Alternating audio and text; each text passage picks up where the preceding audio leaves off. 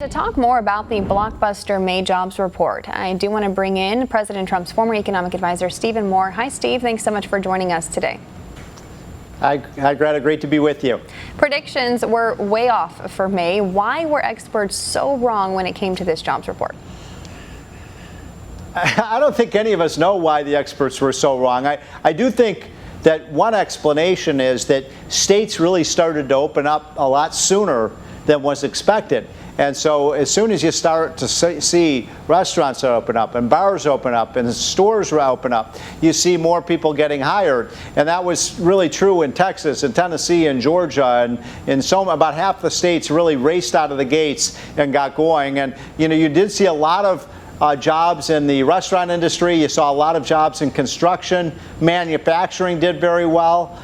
Even retail did decently. So it just shows that we're starting to see a recovery. Look, we got a long way to go, Greta. Let's not get too carried away here. It was a great report, but we still have 20 million people who've lost their jobs. So it's a long way to go to get to anywhere near normal.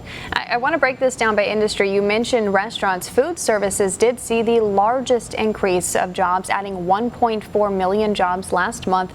That's more than half of the jobs that were added. Interestingly, many waiters or bartenders are among the group probably not making more on unemployment because a large part of their wages do rely on tips that aren't accounted for when deciding their unemployment amount. Is that a testament for you that ending the extra unemployment benefits would push more people to return to work?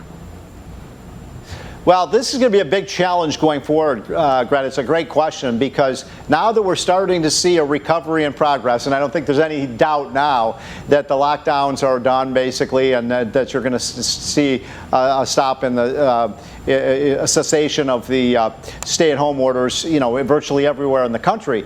And so now we want to see whether businesses will hire a lot of those workers back, number one, and number two, when they start hiring en masse, whether workers will go back, because as we found out, in about 32 states, workers could get more money from all of these benefits the government is handing out than from going back to work. So that's going to be a real challenge going forward.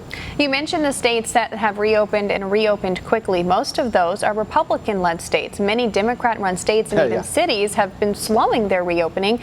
Many of those cities, interestingly, have also now been the site of looting and riots amid these protests happening across the country. How does that situation pile on top of the crisis they were already facing from the coronavirus?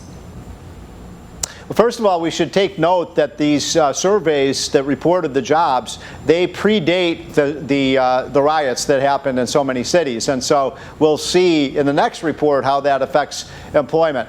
My guess is that these cities like Chicago, like Philadelphia, like New York, like Los Angeles, and others that just saw, huge amount of carnage and huge amount of criminalization without the police and the mayors doing much of anything, I think they're going to suffer quite significantly. I think you're going to see a lot of commerce moving out of those cities. I think you're going to see a lot of businesses saying, look, we can't operate here. We don't feel that it's safe. We don't feel that we can be protected here. And so I think the medium-term implications for those cities like Manhattan and Los Angeles and Chicago could be pretty negative. But that means maybe suburbs will be the beneficiaries of those businesses moving out.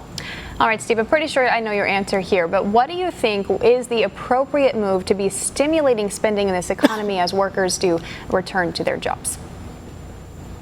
Well, now that's the big challenge for President Trump. We're getting good numbers on jobs. So the question, of course, is does the president want to pass and sign into law another big spending bill? My advice to the White House this morning, as well as Arthur Laffer, was to maybe we don't need all the spending now. We got things rolling along pretty nicely.